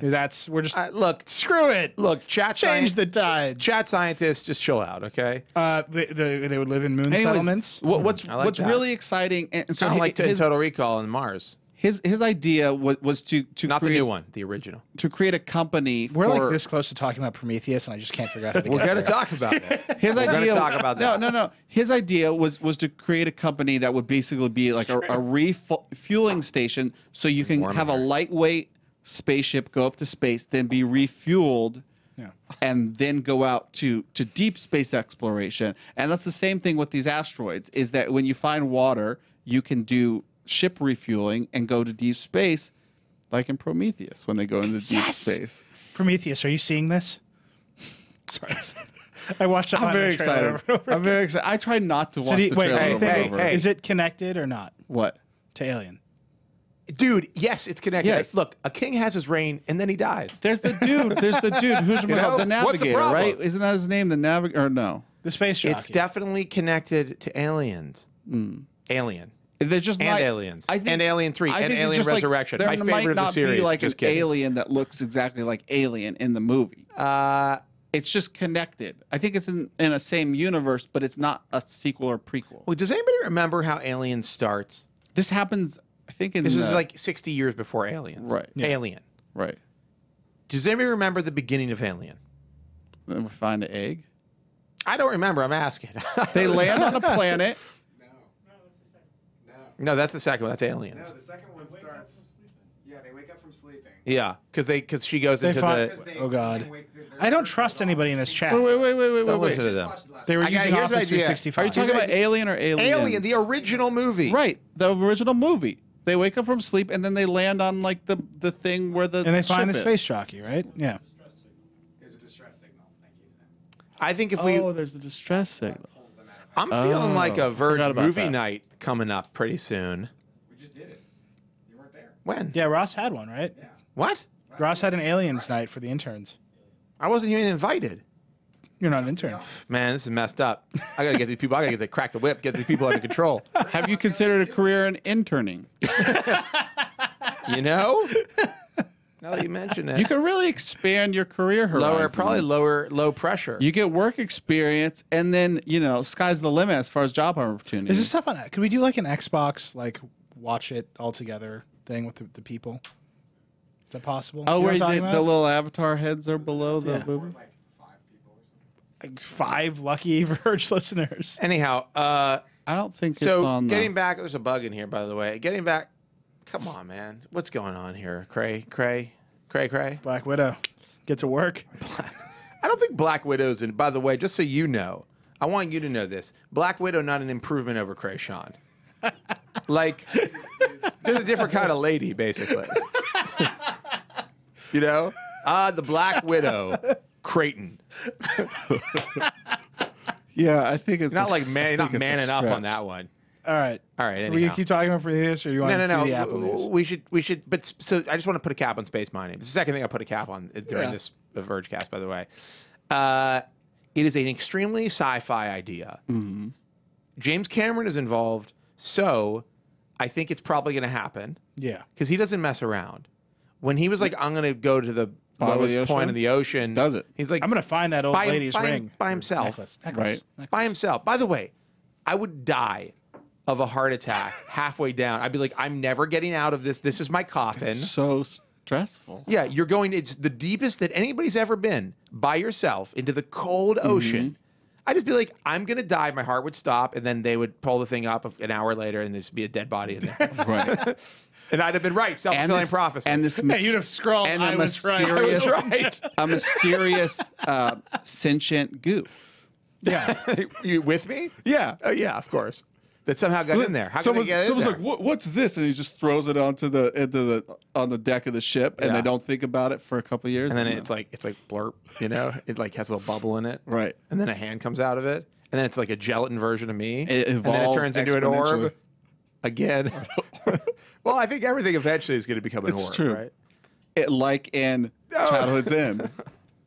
Why are you ruining the book for me? Just read it. But now I know what happens. Let No, you don't. me tell you what happens at the end of The Sixth Sense.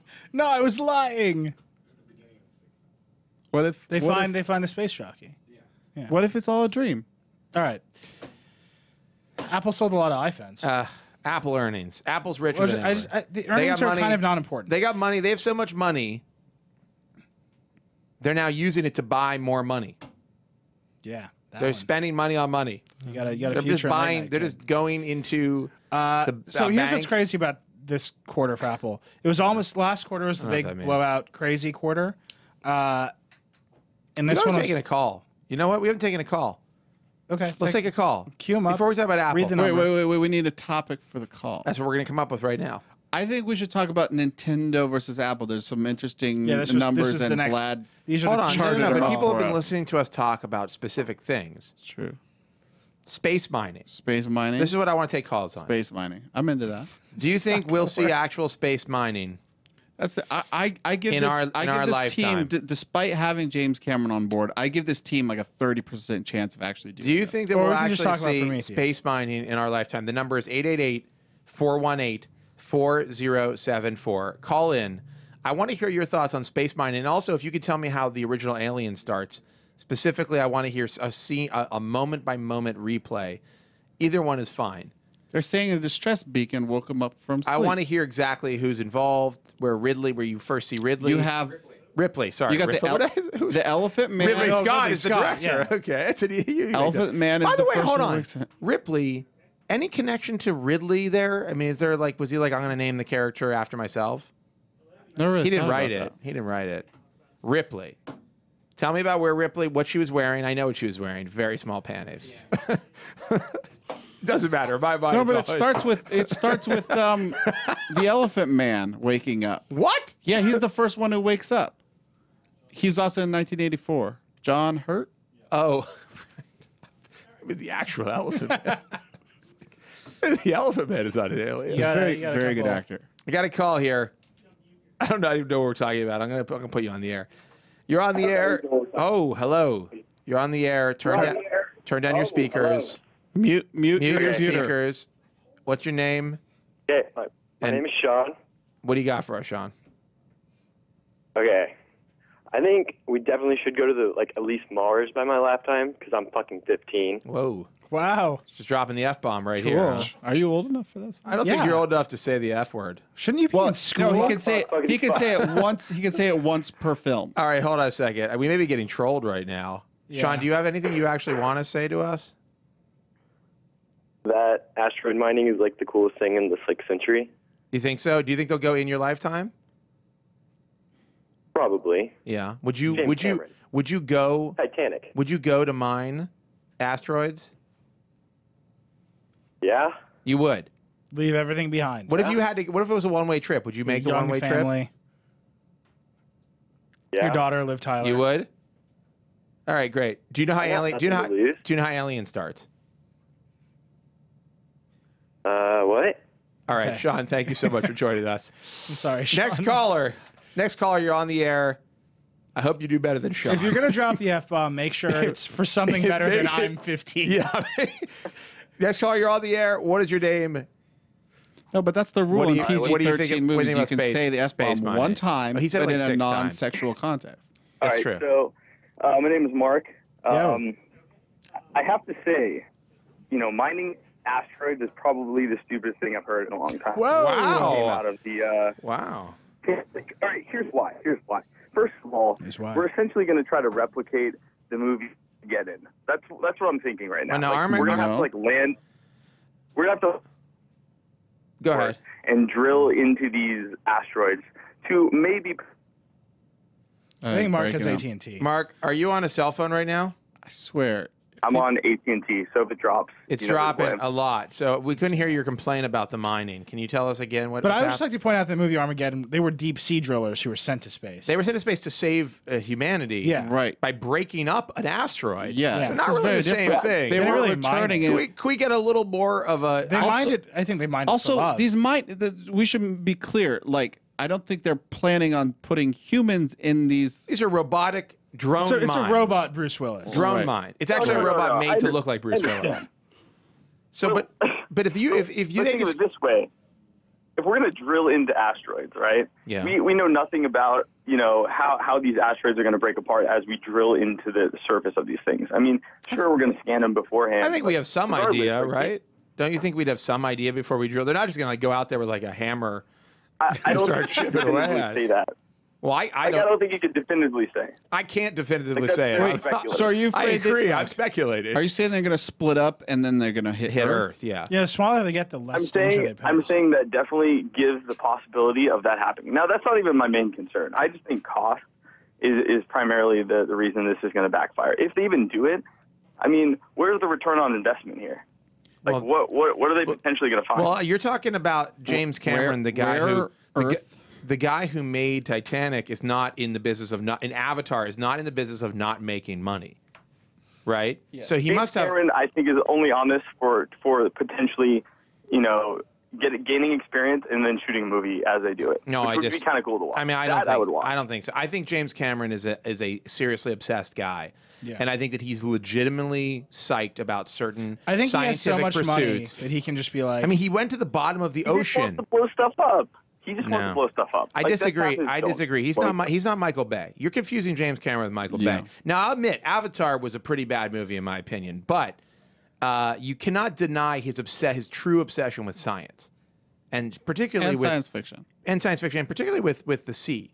And I feel like space is obviously like what's space next? Is the sea of He's the gone sky. to the deepest point.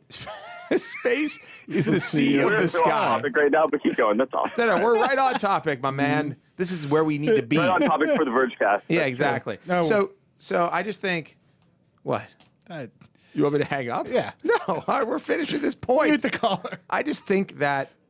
Oh, Nilay, strike. See? Oh. Why are you harsh on him? Anyhow, all right. There's some attitude here. So you're against asteroid mining. Wait, so what would you do? Because we need some of those resources, right? Oh God. Well, I don't know if we need them. I don't understand how you could say that because we don't even know what's on these asteroids. Well, we're going to have to scan them as they come through and try to figure out, depending on. Why do you hate science? Can you tell me? No. I think we could better use our resources in terms of space exploration on things that would actually lead us to some conclusions. Okay, about, give me an answer. What kind of stuff? Right, so I would much rather have us focus on going to Mars and landing there and having spacecrafts with humans land there than go explore asteroids that are floating by. Can we do both? Just blew your mind. I just exploded your whole world. So look at NASA's I just budget, mined right? the asteroid of your brain. Okay. Anyhow, all right, we got to take another caller. Thank you for calling in. I'm glad to hear a voice of dissent, though I feel like you're kind of being a little bit of a Debbie Downer here. Yeah. But thank you for calling in.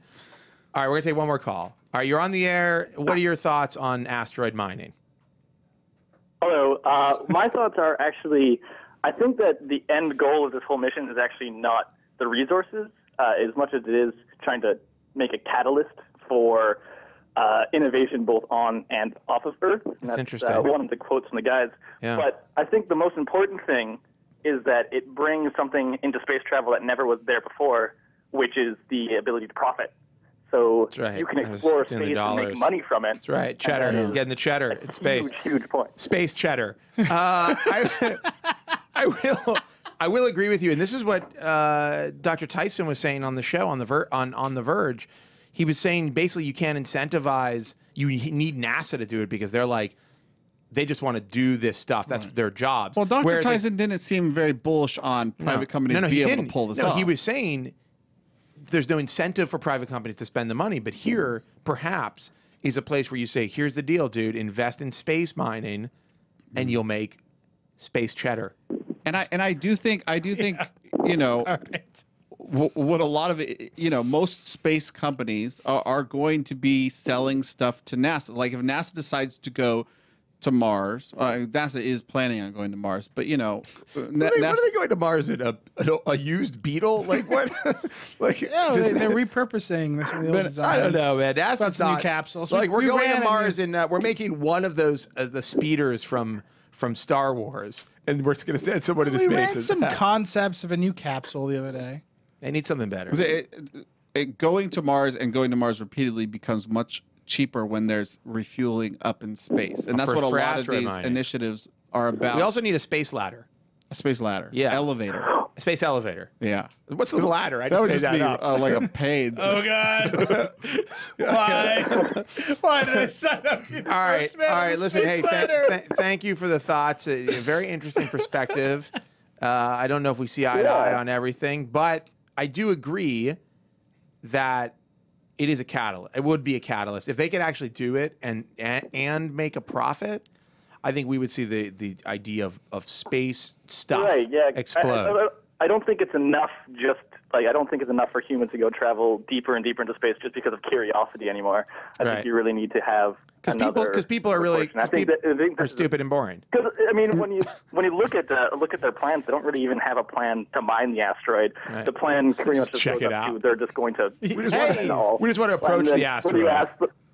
When you ask about how are you guys going to be actually mining it? They're like, yeah, we don't really know yet, but we'll get there. We're gonna, we'll to feel it out, see what happens up there. Send them with a drill and a shovel. Yeah. So really, I don't think like they're on the beach. Yeah, is just be like we need these resources. I think we need to spur innovation to, get people off Earth again. I agree. Let's get off Earth. Let's move on. I hate it. Earth is so boring. I will say this. I agree that Earth is boring, total downer. A lot of problems here. We should just start a Mars colony, and then maybe we'll find Quado. I'm just saying it could happen, and we'll, ignite terraforming on Mars because of old alien technology. Have you read the Mars trilogy? Okay, caller, I'm gonna let you go, but thanks so much for joining us. That's totally cool. Thank you so much for letting me have this opportunity. Even. Of course. No, we love it. We're so happy. Thank you for taking the opportunity that we allowed you to have. It's my second time on the Vergecast. Just have you know. Is it really? It is. I called about ebooks, I think 2 weeks ago or something. I don't know.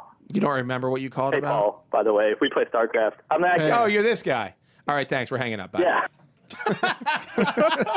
It's great. One of our good friends, clearly. Okay. What the screening process is?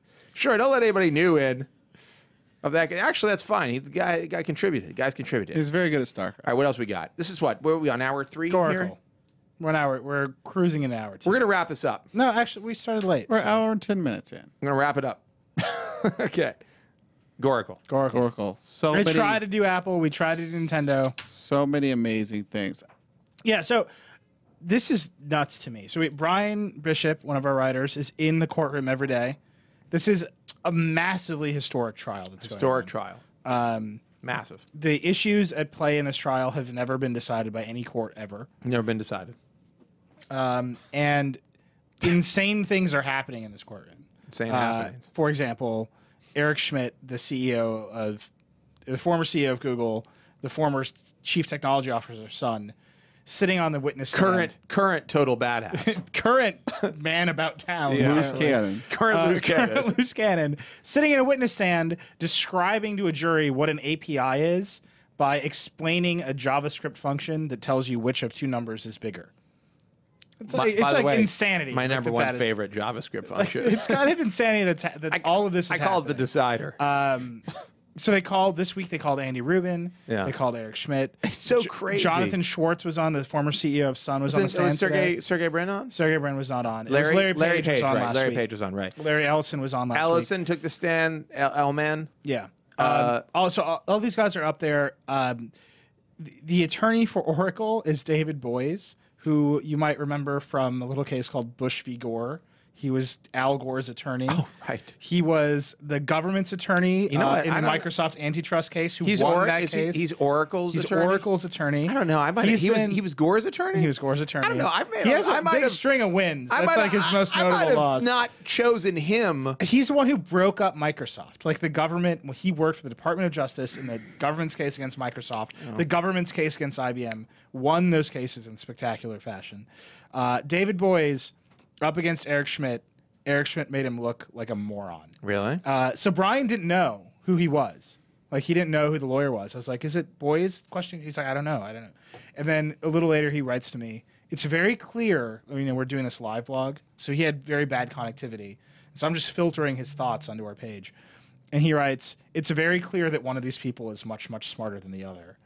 And then a little later, I was like, you meant David Boies, like one of the most famous attorneys in the world. And Eric Schmidt just ran him into the ground. I like how you have like a little crush on David Boies. I do. I just think it's like lawyer crush. It's kind of amazing what is happening. Disillusioned now? No. Did you expect Schmidt to be smarter than? I mean, is the other I think your main man? I think it's actually no. It's the other way around. Schmidt was smarter. Was way smarter. That's what I'm saying. Did you expect that? I think. You thought Boies was going to drop some science on him. No, I think Oracle brought in the name. So Google's attorney knows what's going on. His name is Robert Van Nest. He has done a tremendous job. He knows what an API is. He knows what an API is. This whole case has actually come down to Google and Oracle debating over what is an API, whether or not it should be copyrightable. You said you think it's going to go to the Supreme Court. It will almost certainly go all the way to the Supreme Court. And what are they going to try to decide there? So there's what is an idea? Pretty much that. Straight up, is an API an idea or is it an expression of an idea? There you go. That's what. But this isn't directly Sometimes the law just feels like a huge downer, doesn't it? I said the other day when we were looking at some of these stories that were breaking from it, and I was like, God, it seems like being a lawyer would be really depressing. All it is it's deciding what words mean, and that's really uncomfortable for people. Like nailing down precisely what this means. Most people don't like doing that because it doesn't give you any wiggle room. IP and patent law is about that. No, every part of law is about that. Well, not really. Just about what words mean. Not if you shoot someone. It's not like no. If you so if you shoot someone, yeah. You and I have if I'm the prosecutor, I have to make a decision. Objection. Whether, by the way, there have been two very big objections in this case where Oracle was like, objection, Your Honor, and they had leading the witness, go up to the judge and talk. No, hearsay. Hearsay. No, but the murder example, that's what it is. The murder. If I'm going to charge you with murder 1 versus murder 2, it comes down to whether or not I believe that you premeditated the murder. No, but that's not language. That's just like an idea. That's language. No, you have to define premeditation. You don't define. You know what premeditation is. You have to define it in that particular case. No. Literally, the entire weight of precedent is trying to draw the line. But I can tell you what premeditation is. It doesn't matter what you think. No, but I'm saying there is a definition of the term premeditated. Right, but it's a legal definition. No, it's a definition of a phrase. No, you don't. The judge isn't up there with a dictionary being like, "This is what it means." Just according to this, that's the most cliche argument. I think what you're, according to Webster's, premeditation is defined as. No, right, but they lawyers often. But that's state what the actual definition is, so that people can better understand where this falls. Right? Are you on the inside or outside of that definition? I guess the thing is, some things are really obviously defined, like the word murder isn't as unclear as premeditated. Right. Legally, there are 4 definitions of murder. Right? Manslaughter, not defined, not well defined in my mind. I think that's 2. What is manslaughter? So anyways, is that when you kill somebody without not on purpose? Without drunk premeditation. driving. No, but you can kill someone. Every state you is can kill different, someone with the desire to kill them. That's murder. manslaughter is when you kill someone by accident, I think, or without the intention of killing. Right. So it's different in every state. Right. What is it like? Why what are is we it talking about I don't know. murder? I don't know. We're we're just just talking doing about definitions. Okay, so ideas and the expression of idea, but how closely is this related to software patents? 0. So there's Because that's a little bit 0. of the stuff with software patents So where this- they're Can saying. I just tell you? Can I just tell you what's happening? Wait. Let me But- try to but then- explain it in but layman's I don't terms. want you to get it wrong. And then you could Can I- just slap me down. Can I Let just Paul can I just just tell you wait. what's happening in the trial because it'll help you understand. Maybe Paul the wants to say trial is something. in 3 phases. Nope.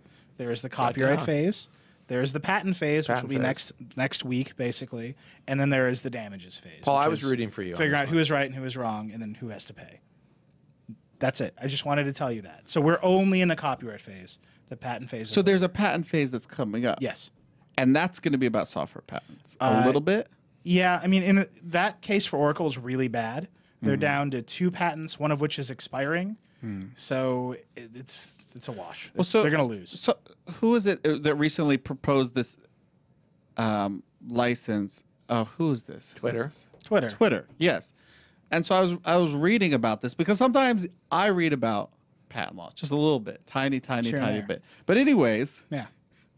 it's so scary to try to talk about this. Let's talk about it. Just do it. It doesn't matter. This guy doesn't know sometimes anything. trying to express an idea can help you further understand an idea. Sure.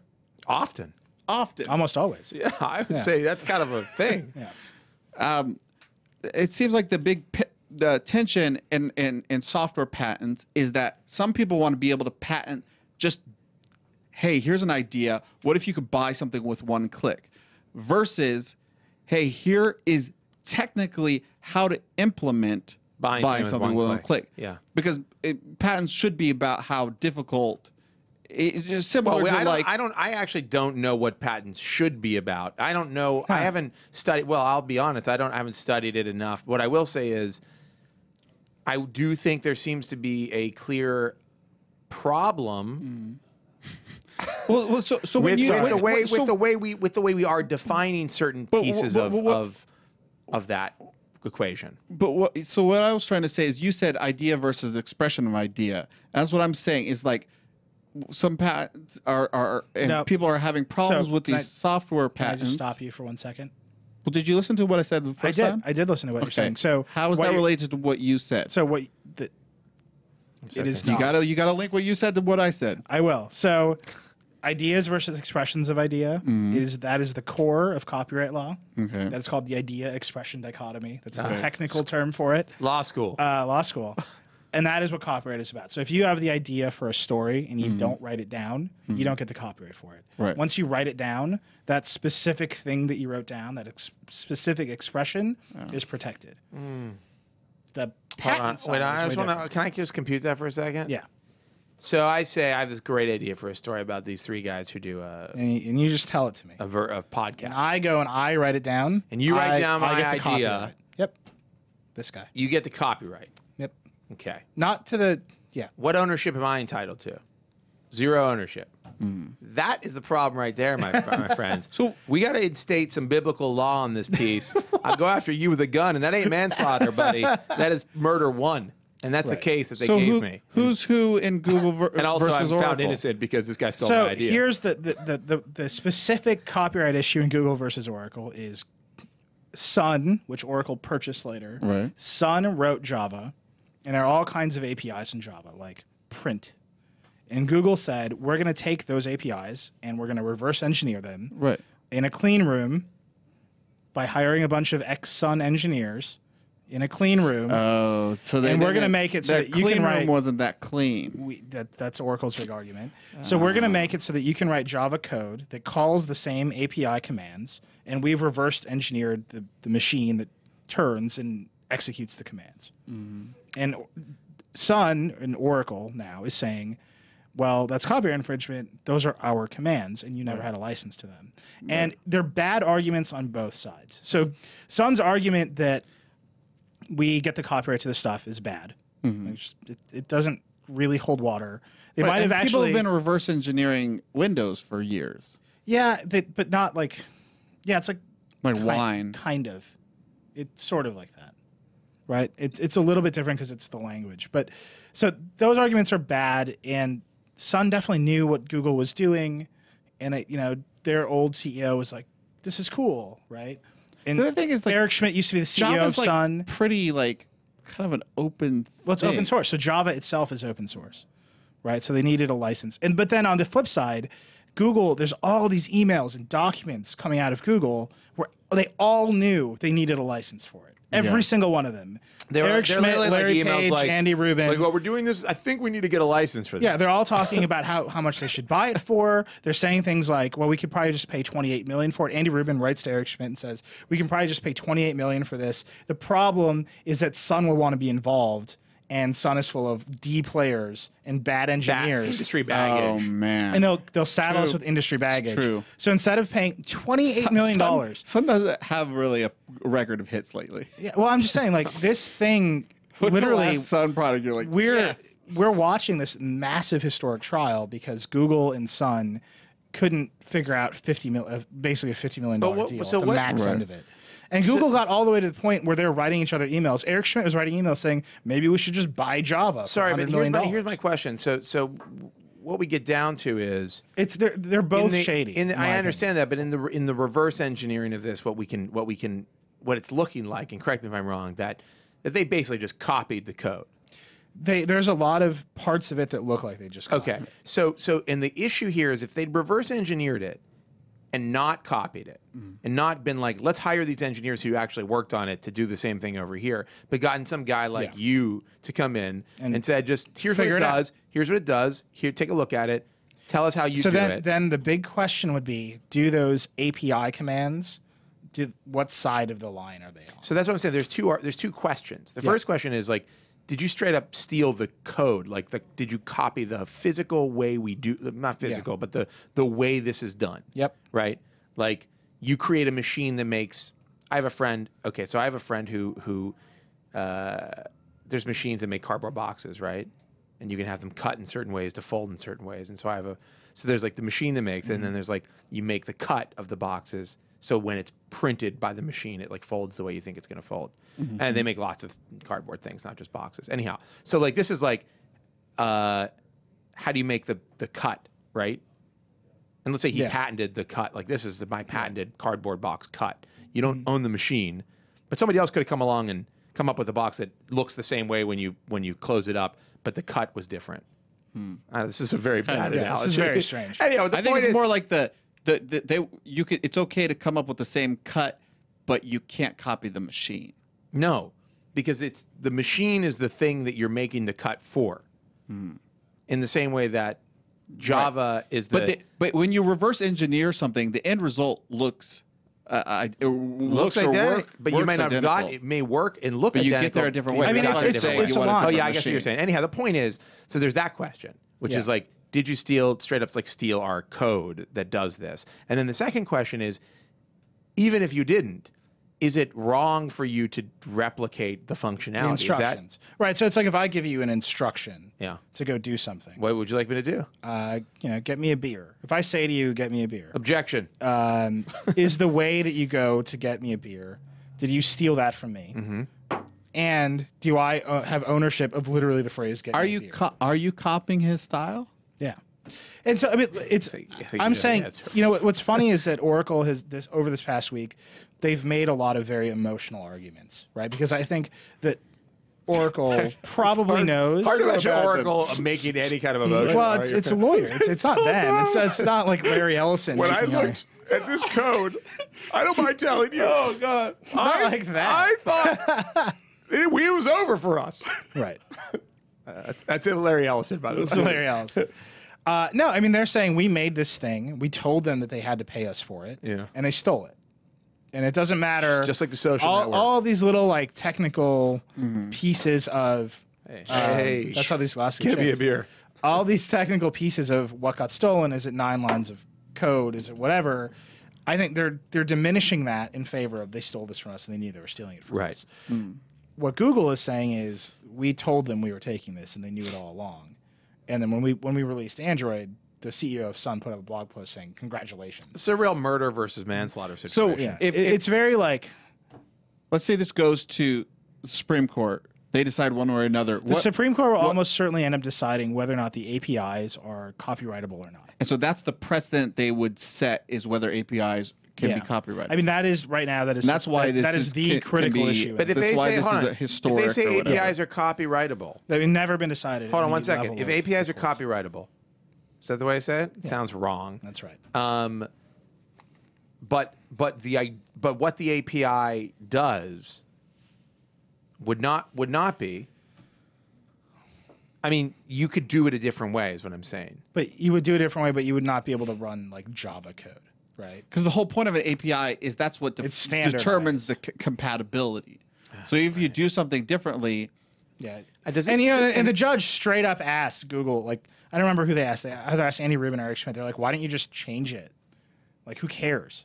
Like, why don't you just make something new and tell people to start over? And they're like, I don't know.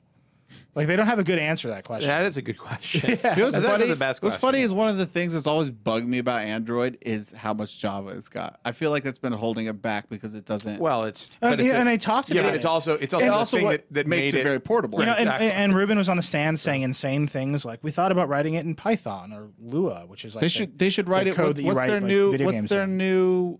Oh man, they just came out with Go. They just came Right, out with Go. their own programming language. Go. So then the other name. thing, so all this is crazy, all that's happening, and then on the flip side, Oracle is producing all this stuff that they learned from Google to show how important Android was. So let me the set the stage. history Hold of on. Android's Let me set the development. stage for this. But so the trial's going on. You just heard basically what the trial's about. Okay. Yeah. Then, in the midst of the trial, like the things they're exposing. Yep. Are like a completely separate bunch of news that's like we're like just seeing for the first time things like the first Google phone, what they thought it was going to look like and how it was going to work, the Android revenue numbers, their expectations for sales, their expectations of ad revenue on mobile platforms, like just wild, juicy news pieces that were like, it's just, now it's just sitting here. Which is insane. And this is literally like, we wrote about at Engadget, we wrote about before Android existed, before the Google phone existed, we were writing about it.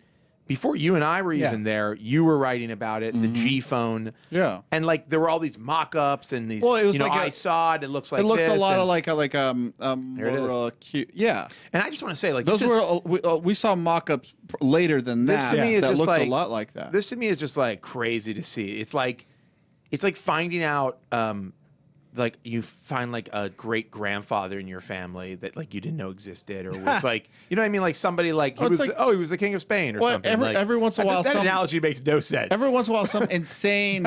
really no no sense. By the way, you're related to the King of Spain. Yes. He was your grandfather. Every once in a while, some insane. You're a Borgia. Insane thing from like World War II becomes declassified. Yeah, and all of a sudden we're like, did you know that there was an operation to like? Yeah, and you know this is. They're like, did you know that for 3 months someone JFK was had a swimming mohawk under the ocean? Yeah, or And- something weird. And so, I mean, this is like one of the reasons that these cases typically settle, right? Like, I guarantee you, Apple and Samsung Google will doesn't settle wanna- before Samsung gets to produce all the documents related to iPhone production. Don't settle. I want to see it.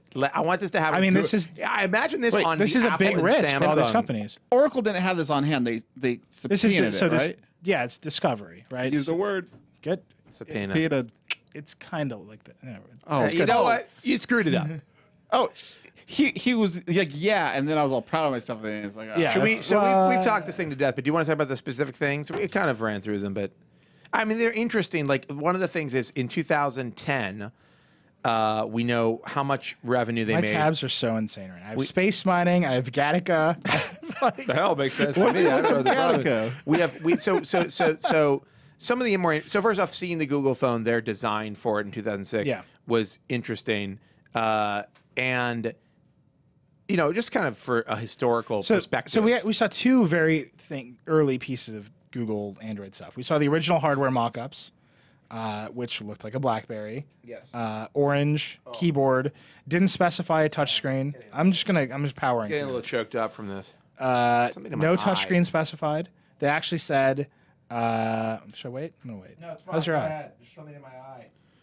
And they had crying like a Google phone. They had a in prototype in 2006. 2006. They had a prototype. Andy Rubin came from Danger. Don't get the camera off me. Why are you turning the camera? Like, I mean, really? Guys, Creighton, let me tell you something. Black Widow, man. No mercy. When I have something in my eye and I'm doing something weird with it, you don't put the camera on me, okay? Do you understand how this works? You cut to Nilay's beautiful face. Hello. There you go. Oh, she'll get me. But thanks a lot. I'll remember that. All right. Go on. Two things Yeah. from the early part of the trial. No touchscreen. No touchscreen. Soft buttons. Touchscreens will be supported, but they cannot assume that they're there. And then the original shots of what Android looked like, when it looked like Windows Mobile 5 or Windows Mobile 6. Weren't those shots just like mock-ups of how it would work? I mean, they thought it was going to look like a BlackBerry. It's or pretty like a crazy. Windows Mobile. Pretty crazy bad. You can kind They, of see. they pivoted hard. It kind of looks like it was all. It's like completely like a Java OS, right? Like it's like it's. I mean, to me, it looks exactly like what Microsoft was doing with Windows Mobile at the time. Yeah, it looks a lot. It looks very similar. We actually at Engadget we had ran. Microsoft had like full screen Windows Mobile. It Yeah, wasn't they did. all But you pointed out that QWERTY. it had some vague similarities to A Windows Mobile 7, the Windows one that Mobile never got 7 released. that never got released. I actually don't think it looked at, but like just this is. What, I mean, this is- hold on. Let's go back to that for a second. Let's just see what they retained. Okay. The notification bar. at the top. Notification bar. Well, I mean, it has things up there. Sort of a widgety thing. The search bar. Yep. That's pretty much it. I mean, it's so radically But different. I think these might have just been like, here's things that it'll do. It'll have a clock. Oh, the analog clock? Huh? Analog clock. Moon phases. Well, That kept that. And one of the things is it said they thought they were going to have a release in 2007, and that the carriers would approve it by then, and they didn't get it out This is until another thing we learned. 2008. They had this crazy plan. to subsidize not a $10 unlimited data plan. And Yeah. I just wonder if you know, if they had released earlier, maybe if the carriers had been more cooperative or whatever, you know, things had gone smoothly. Well, you know what's maybe they would have released this. But once you get that far into 2008, you realize where things are headed. You know, and you go what I think is touchscreen. really interesting is that there's this whole presentation they gave to T-Mobile about why they should build that Google phone with the orange keyboard, and Google was upfront to T-Mobile from the beginning with the G1 or the Google phone. This is your customer. It's your SIM. It's your data plan. We're just providing you the platform. And I think that that's the thing about Android that has always been kind of the most frustrating is that Google makes this thing that is great, but you're really still beholden to the manufacturer and ultimately to the carrier, right? And it's been there from the beginning, right? And if you look at they also revealed their first ever revenue numbers, right? And they make all of the money from Android on web searches, Yeah. like overwhelming amounts. Well, that of was money. the idea, part Right. of it. But I right? mean, if you just look at the numbers and their forecasts and what they thought they were going to make, I mean, it's like they made. Actually, let me just pull this up. I mean, they made like $278 million total in 2010, and of that, like $3 million was from app revenue, and the rest was all from search. And it's like that's pretty fascinating, just to see how Google works with the carriers. that was in 2010. Yeah, but their forecasts out to now, the numbers, the disparity just gets bigger. Yeah, but I bet it's changed. I bet it's changing. I mean, these are old numbers, so I'm assuming that they changed from the forecast. Yeah. But Google's actual what they assume that they're going to do hasn't actually. I mean, they assume Google Music would be $1 billion revenue business now. Like, it When clearly was isn't. this? When was that from? That's from the same. This is from the same. Not from 2010. But yeah, you have In the 2010. the Evo launching at the end of. I mean, like things have changed a lot. A lot of things. A lot of things have changed since these documents were generated. Yeah. Obviously. Anyhow, we're closing in on 2 hours. I'd like to get to come to the wrap up point, but is there any other big news? I'm going to talk about the show for a second, but is there There's any other, nothing. Any other news? All right, cool. So get excited. Get excited. Tomorrow night on The Verge, New York City, Tony Fadell from Nest, also formerly of Apple. This is the guy who was behind the iPod, the iPhone. I mean, he worked on these projects, had a big hand in them. Yeah. We're going to talk about that stuff. What? He did like 30 iPods. Yeah. He was the product manager and 3 iPhones. 3GS. We're going to talk about that stuff. We're going to talk about his days with Steve, if he'll open up to us about it. But we're also going to talk about Nest, which is his new company, and his legal battle with Honeywell, which should be interesting. The most controversial thermostat in the history of thermostats. And Chris Grant from Polygon is going to be on. We're going to talk games. We're going to talk about E3. We're going to talk about businesses, new businesses. Yeah. Like Polygon. Exciting ventures. Excitingventures.com, my new business. Our new joint venture. Exciting Ventures is really good. Huh. And we have Animal Style as musical guest, which is, I know what you're thinking. Stop thinking that. You're messed up. I just want a cheeseburger. Apparently, it has nothing to do with the In-N-Out burger style. That's a style of hamburger you can get at In-N-Out, which is a fast food place on the West Coast. I guess they have them in the Midwest too, maybe? No? Which is not here. But I was told by Josh Kopstein that Animal Style is in reference to prehistoric paintings. The art style. Art style. I think he's lying, but anyhow, it's going to be a cool show. We have giveaways. It's going to be fun, and you should come out. It's going to be fun. It's going to be fun. If it's not fun, you can have your money back. Right. But if you don't have fun, we get to charge you. We charge you. And then you ask for it back. Anyhow, so that's cool. Tomorrow night, I think seating is at 6:30. You got to get there earlier in the day to get tickets and stuff. But all the info's on the website. There's a post up on the front page right now. I'll tweet about it later or something. Anyhow, so that's the Vergecast for this week. If you want to get in touch with us, you can email us at podcast@theverge.com. Oh, Vergecast@theverge.com. Oh, we changed it. Nice. You can email us, Vergecast@theverge.com. Feel free. You can leave a comment on the post, of course. You can find us on Twitter. I'm Joshua Topolsky. Paul is Future Paul. Nilay is Reckless. The Verge is @Verge. Working on the Verge, @The Verge, not us. No. Not us. And they are very confused Canadians. Very confused Canadian radio station. Sirius station. But anyhow, that's our show. We'll be back next week. Tomorrow's on The Verge. Don't miss it. And thank you for tuning in. Rock and roll. Paul. Paul.